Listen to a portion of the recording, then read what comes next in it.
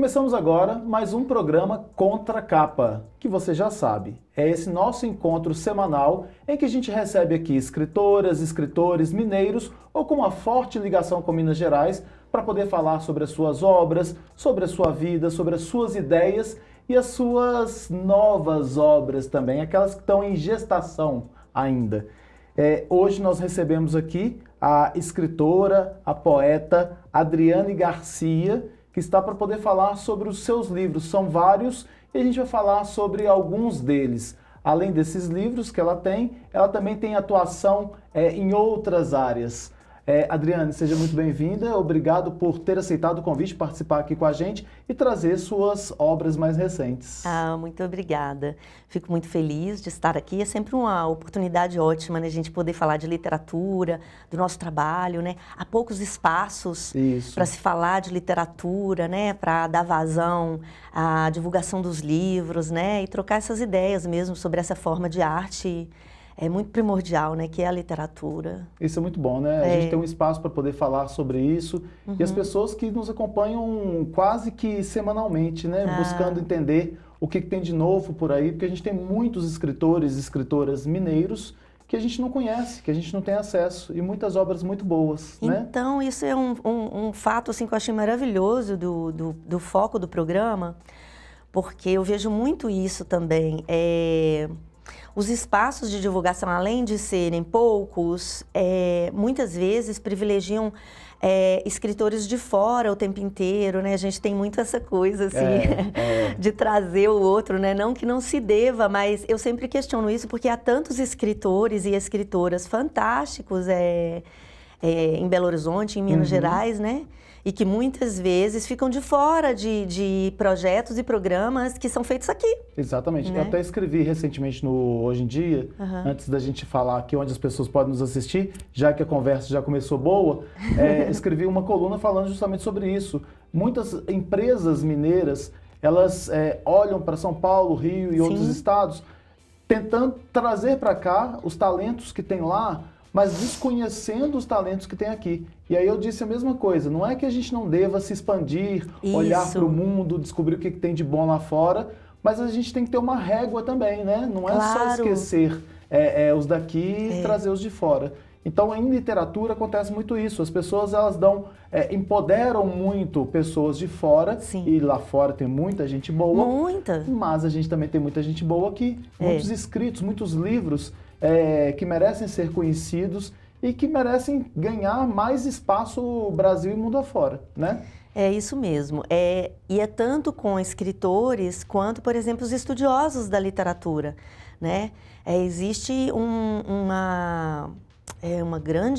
grande número de estudiosos e estudiosas em Minas Gerais de literatura, que muitas vezes também, quando vai se falar da literatura de um escritor ou de uma escritora, chamam um especialista de fora também. Então, isso acontece em todos os níveis, assim, da literatura, né? E é como a gente disse, não é que isso não deva ser feito, mas a gente vai notando um excesso. Exatamente. E o resultado disso é que a população de Minas Gerais e de Belo Horizonte, eu falo muito de Belo Horizonte porque estou aqui, né? Não conheço os próprios escritores da cidade, que são super acessíveis, estão ali mesmo, né? Exatamente. Foi bom ter falado sobre isso. Bom, você que está aí nos ouvindo ou nos assistindo, pode também nos acompanhar no portal do Jornal Hoje em Dia. Toda quinta-feira às 19 horas vai uma entrevista nova para o portal. A gente também está nas quintas-feiras às 19 horas no canal 12 da Claro TV. Então o canal da TV Promove, que a gente está. Estamos também na rádio web do Jornal Hoje em Dia e nas rádios Alvorada FM e Difusora AM de Salinas, Gurutubana de Janaúba, Rádio Cidade FM de Corinto e também na Rádio Eldorado de Sete Lagoas. Então podem nos ouvir, podem nos assistir e podem entrar no YouTube do Jornal Hoje em Dia BH, pegar essa entrevista a qualquer momento e passar, distribuir, mandar para as pessoas que você gostaria que assistissem. Adriane Garcia é poeta, nascida e residente aqui em Belo Horizonte. Ela é autora de diversas obras, entre elas Fábulas para Adulto Perder o Sono, ganhou o Prêmio Paraná de Literatura em 2013, Estive no Fim do Mundo e Me Lembrei de Você. Eu disse a ela que os nomes, os títulos dos livros são muito interessantes e ela vai nos falar de onde ela tira, porque eu, de fato, acho assim muito difícil escolher um título, né? Tem gente que começa até pelo título, mas a gente vai falar sobre isso. Tem a Bandeja de Salomé, que é uma edição bilíngue, também vai nos explicar por quê, qual que é essa ideia. E seus poemas foram traduzidos para o inglês e o espanhol e integram antologias e revistas literárias no Brasil e no exterior. Além da produção literária, ela atuou como co-curadora dos festivais FLI BH, que foi em 2017, e FLIR BH Luanda, que foi em 2020. É mediadora do Clube de Poesia Círculo de Poemas de BH, ao lado de Renato Negrão, em que fazem encontros na Livraria do Belas. Então ela tem uma atuação na literatura muito vasta, trabalhando em diversas áreas, e aí a gente vai explorar um pouquinho desse seu potencial aqui, nos dizendo a primeira coisa, por que poemas? Você tem algum romance? Eu tenho um romance inédito, tá lá, guardadinho. Mas tem um romance inédito, eu já escrevi ele algumas vezes em prêmios. Ele ficou finalista já 2 vezes do prêmio Cidade de Belo Horizonte. E o Alta Books também, ele foi um dos 10 finalistas. Aí tá lá guardado, esperando uma boa oportunidade. Mas ele não foi lançado? Não, não. Ele tá lá esquentando lá a gavetinha para poder esperar o momento da estreia. Exatamente. Mas o que você sente em relação ao poema e em relação ao romance? Você tem um amor, porque quando você lê os poemas você coloca o coração, né? O coração como símbolo de amor, mas como símbolo de razão também para poder falá-los. Qual que é a diferença aí para você? Eu acho que são momentos diferentes. Eu escrevo poesia há muito tempo, é um exercício de vida que eu faço desde que eu me entendo por gente. Então, assim, pré-adolescência já me lembro de mim escrevendo poemas. Então, muito antes da ideia de publicar poemas, muito antes dessa ideia de ser escritora que publica, né? Isso nem passava pela minha cabeça. Eu já escrevia porque conhecia poesia na infância, através de um livro de Cecília Meirelles, ou Isto ou Aquilo. Me apaixonei por aquela forma cantante de escrever e fui fazendo meus versinhos ali desde sempre. Fui lendo muito poesia na adolescência, na juventude. É uma forma que me pega muito, como a música, a letra da música me pega muito, MPB me pegou muito na minha adolescência, justamente porque eu acho que se aproxima demais da poesia. E então, o poema sempre foi para mim algo muito, quase que natural mesmo. Assim, eu penso dessa forma, né? O poema não tem muita dificuldade para mim. Obviamente que a questão técnica do poema não é isso, né? A questão técnica do poema é estudo. A gente tenta melhorar essa forma. A partir do momento que eu quis publicar, aí é diferente, né? Aí eu passei a estudar mais, cheguei a fazer... Não é só seu mais, aí né? Não é só meu mais. Mundo, né? Isso. Aí eu cheguei a fazer uma oficina de literatura com o escritor Paulo Bentancur, que já é falecido, mas foi uma excelente oficina onde eu aprendi muito. E muita leitura também, porque aí já é a questão da forma mesmo, né? E aí a gente vai aprendendo e esse artefato chamado poema, ele pode ficar cada vez melhor, né? E tem os desafios também, né? Eu não gosto, por exemplo, de fazer sempre a mesma coisa, né? É aquele escritor que faz o plágio de si mesmo, eu nunca gostei, assim, eu gosto de partir para uma outra coisa.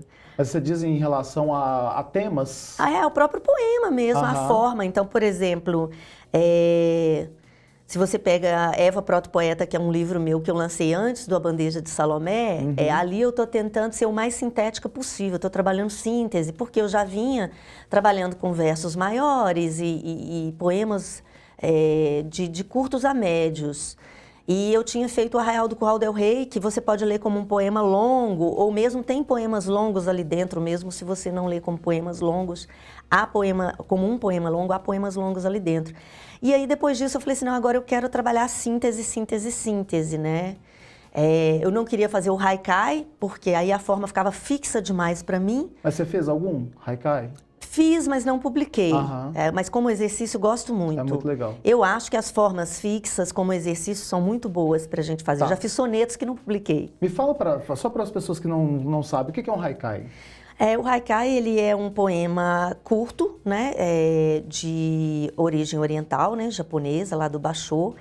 E ele tem uma forma fixa que são 5 versos, 5 sílabas, 7 sílabas e 5 sílabas, né?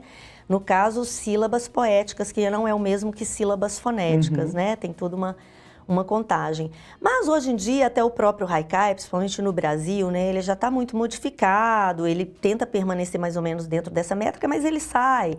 Ou seja, já tem modificações. Mas ele inspira muito quando a gente quer fazer algo curto, né? E o haikai, ele tem a coisa da contemplação. Então, assim, até a temática do haikai, ela vem do contemplativo, ela vem do insight, ela vem do susto, ela vem da entrega do momento, né? E isso também já foi modificado, já se faz haikai com várias temáticas, com várias sensações, mas a raiz é essa. É legal. O Basho tem o haikai, eu acho que o nome dele vem até disso, da bananeira, né? Que é fantástico. Tem um também da barata, se não me engano. Tem um da rã, que é famosíssimo. Ele tem sim. E eu acho tão difícil, porque você tem que concentrar em poucas palavras algo que é muito grande. E ele consegue fazer com uma... Não só concentrar em poucas palavras, né, mas acaba que o seu cabedal de palavras, ele fica pouco, porque ele tem que encaixar na métrica, né? Então, assim, é um artefato difícil, é um artefato muito pensado e, ao mesmo tempo, ele tem que ter essa naturalidade, da iluminação. É difícil a arte do haikai, é difícil. É muito conhecimento e muita iluminação. Muita iluminação. Mas o Eva Proto Poeta não são haikais, mas o que eu queria era uma síntese parecida com isso, né? Mas muitas vezes eu não me prendi a versos tão curtos. Mas é sem dúvida o meu livro onde eu trabalho mais a síntese. E aí gostei demais de trabalhar a síntese. E depois fui trabalhar o contrário, versos mais longos. E aqui, A Bandeja de Salomé, é quando eu trabalho os versos mais longos, até um pouco de prosa poética dentro dos poemas. Porque é isso, eu gosto de me apresentar, quando eu vou fazer um novo livro, eu gosto de me apresentar um desafio novo, para mim. Porque eu fico pensando que a repetição daquilo que eu já conheço, que já deu certo, que todo mundo já gostou, é fácil de fazer. Eu gosto de me apresentar esse desafio, isso me deixa bem viva para escrever, sabe? Ótimo. Então vamos começar por esse aqui e a gente vai depois para a Bandeja de Salomé. Então, estive no fim do mundo e me lembrei de você. Como eu disse, o título realmente é muito interessante. Qual que é a temática que você trabalha aqui? O que você trabalha aqui nesse livro? O Estive no Fim do Mundo e Me Lembrei de Você, né? É um livro publicado pela Peirópolis, é uma editora excelente, adoro ter trabalho com eles. E com eles, não com elas, né? Porque é uma editora praticamente feminina. E a Ana Elisa Ribeiro é a curadora dessa coleção, que chama Coleção Biblioteca Madrinha Lua. E o nome Madrinha Lua é em homenagem a Henriqueta Lisboa, que tem um livro chamado Madrinha Lua. E Henriqueta é outra autora, né, mineira, muitas vezes esquecida, que tem um trabalho fantástico. Então essa coleção tem isso também, tem essa coisa de lembrar a Henriqueta Lisboa. E é uma coleção com poetas contemporâneas de todo o país, já contemplou escritoras das várias regiões brasileiras, e o que eu acho que é muito legal também, tem muitas escritoras mineiras. E essa temática, especificamente, ela é ambiental, é um livro que fala sobre o nosso planeta e isso que fala da nossa crise ambiental. Vou te dar aqui para você escolher para a gente um poema para você ler. Quando eu escolhi esse título, né, você estava falando do título, na verdade eu estava andando pela rua, notando a beleza das coisas, né? Você nota a beleza de um pássaro, a beleza de uma árvore, árvores me chamam a atenção profundamente, a árvore é das coisas mais bonitas que existe nesse mundo, estão aí toda hora para a gente olhar, né? E fico muito triste quando eu vejo uma árvore sendo derrubada, sendo cortada. É um ser vivo, é um ser vivo que coabita conosco.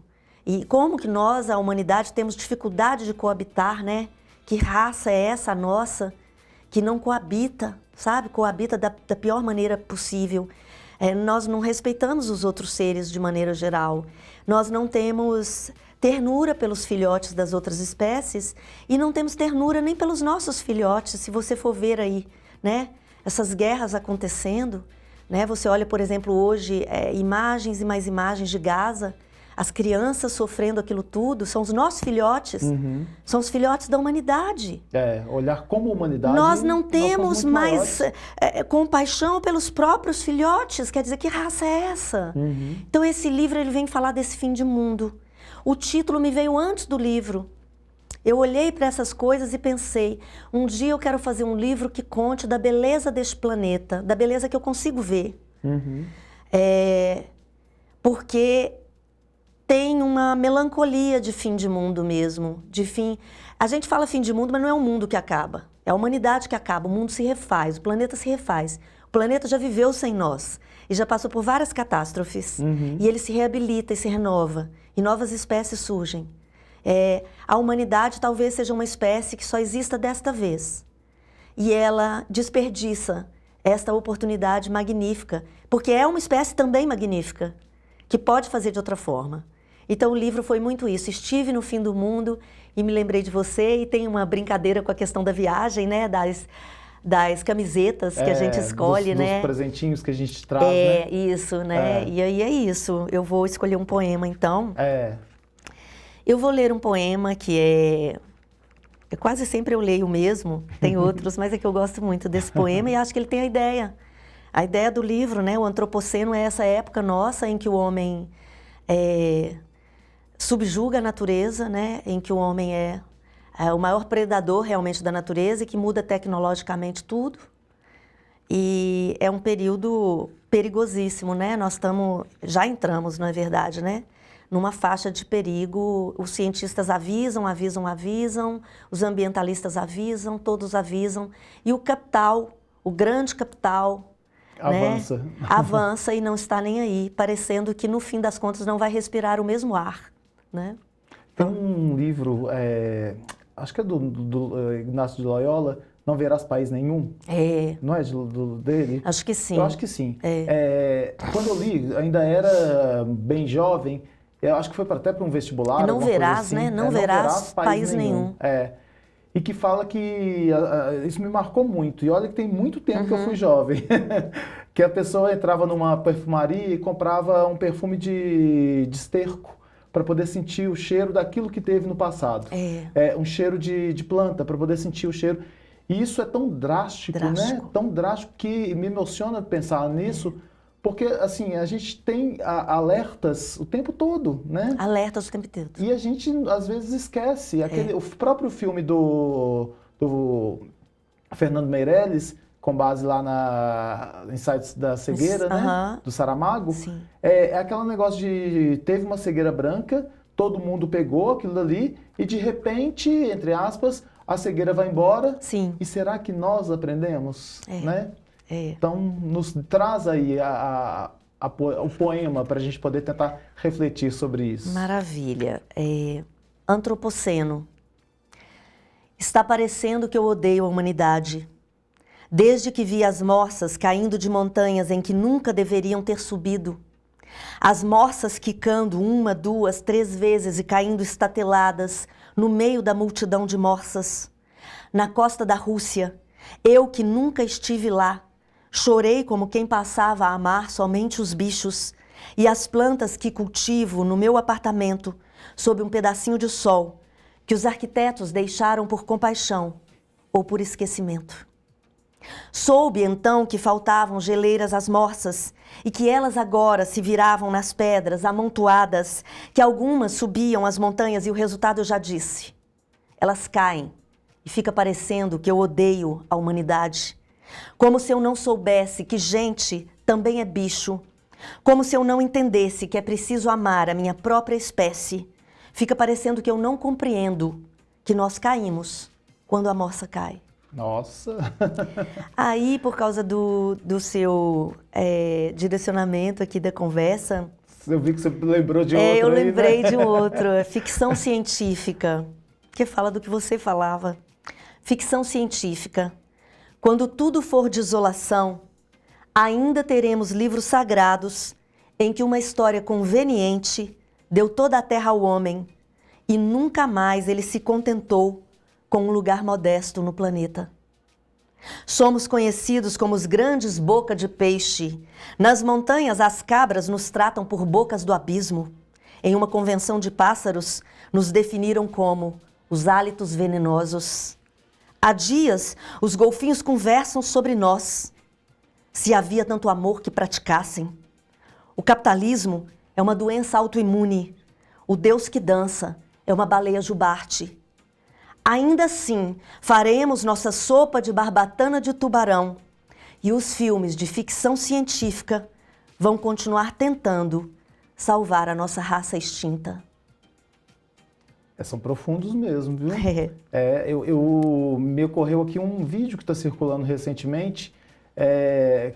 Tem o livro do Orwell, né, que fala a Revolução dos Bichos, né? Sim. Mas tem um videozinho que não sei se você viu circulando, os bichos tomando o lugar das pessoas. Ah, eu já vi. E desperta uma comoção na gente, porque aí a gente começa a perceber... É como se fosse uma empatia. A inversão, né? E se fôssemos nós tratados daquela forma. Exatamente, né? Exatamente. Eu até brinquei uma vez com minha mãe, que minha mãe ganhou uns hamsters. Eu falei, mãe, bicho nenhum é para ficar em jaula, né? Assim, por mais que... Mas parece que a gente tem uma coisa para nos agradar, né? Para nos deleitar. A gente tira lá do local natural em que ele está vivendo sua vida, né? E a gente traz...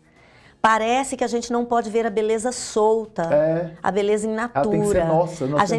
Nós temos que nos apropriar da beleza, sabe? Ainda que a beleza signifique tirar a liberdade do outro ser, né? Às vezes tirar até a sua essência.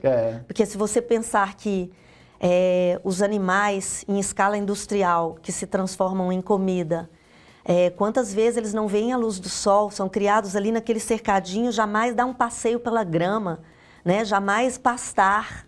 É de uma crueldade absurda, sabe? Muito. Bom, a bandeja de Salomé. Sim. E o que vem nos falar a bandeja de Salomé? A Bandeja de Salomé. Isso também é um livro que eu gosto muito e eu gostei muito de escrever. É o livro em que formalmente eu faço os versos mais longos, os poemas mais longos.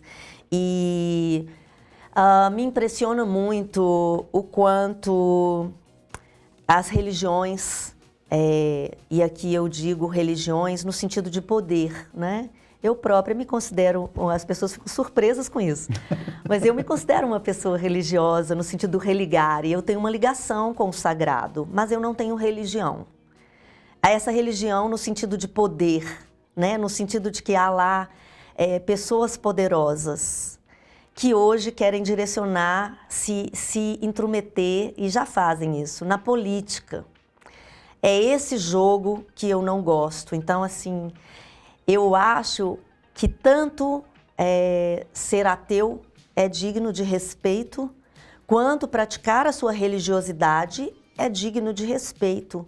Para mim, essas coisas têm que pertencer ao mundo privado. Eu, com a minha religiosidade, no meu mundo privado. E cada um na sua, sabe?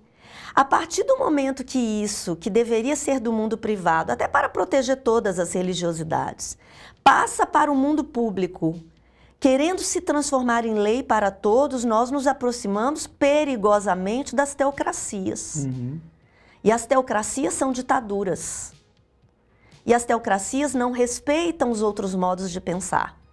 Porque só aquele Deus que ganhou o poder, só aquele religioso que ganhou o poder é que vai mandar. Isso é perigosíssimo. O Estado tem que ser laico.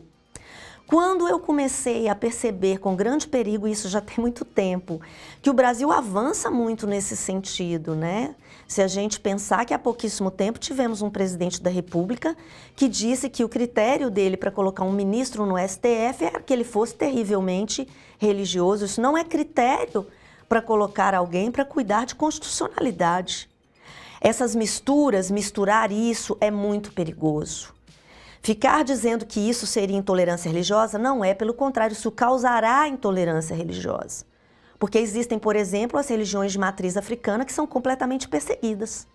E que são parte da nossa cultura, parte da nossa cultura, né? Os seus templos são quebrados, os seus atuantes, seus religiosos sofrem de deboche, todo tipo de discriminação. Isso não pode acontecer. Para que todas as pessoas possam praticar sua religiosidade ou não, como queiram, para que a liberdade de existir e de ter este contato ou não com a sacralidade exista, o Estado precisa ser laico.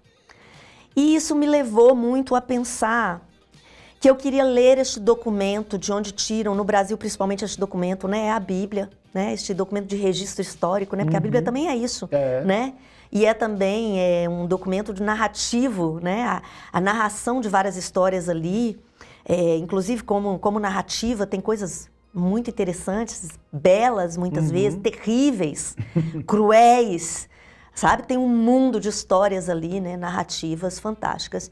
E eu fui percebendo que eu queria falar da necessidade, da importância desse lugar laico, e eu não podia pensar que isso não passava pelo mundo da mulher, porque nas teocracias, o primeiro ser humano que sofre terrivelmente é a mulher.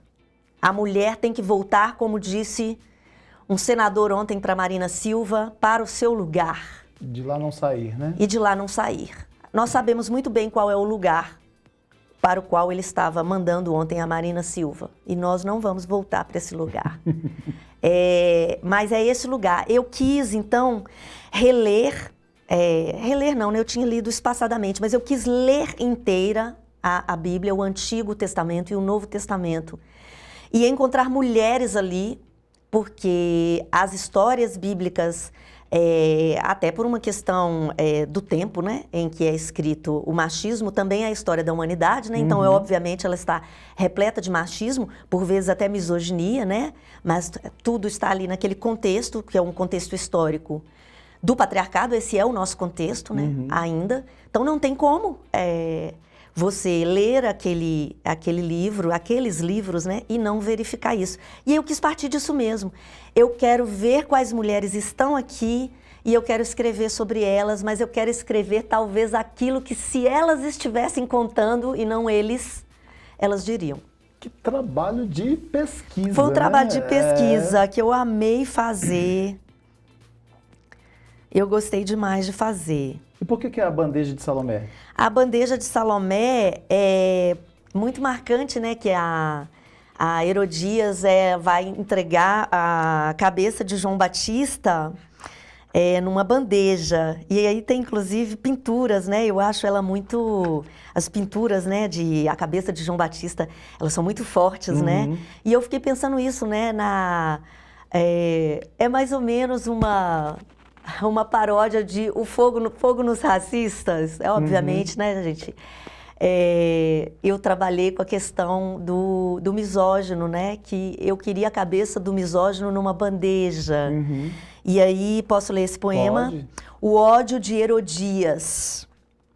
Dizem que odeio João Batista e suas intromissões na vida alheia. Que odeio João Batista e suas intromissões na minha vida. Que odeio João Batista com seu Deus me ditando regras. João Batista doutrinando o povo, distribuindo a palavra pecado. João Batista pastor, entendendo que todos são suas ovelhas. Dizem até que amo João Batista, que meu marido ama João Batista, que tentei seduzir João Batista, que minha filha seduziu meu marido, que a manipulei para pedir a cabeça de João Batista. Quem tem boca diz o que quer. Digo que odeio João Batista, tentando transformar seu Deus em Estado. Então o sentido do livro é muito esse, é essas mulheres falando... Dar voz a essas mulheres. O outro mulheres. lado, dar voz a essas mulheres. Que fantástico, viu? Deixa eu mostrar mais uma vez aqui para a nossa audiência. E tem projetos futuros? Temos.